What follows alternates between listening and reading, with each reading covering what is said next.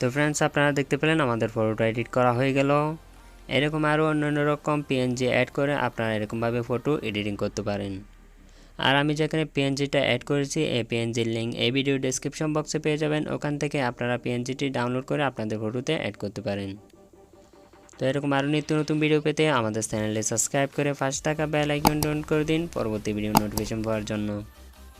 তো দেখা হচ্ছে আরেকটি নতুন ভিডিওতে। ততক্ষণ পর্যন্ত ভালো থাকুন, সুস্থ থাকুন। আল্লাহ হাফেজ।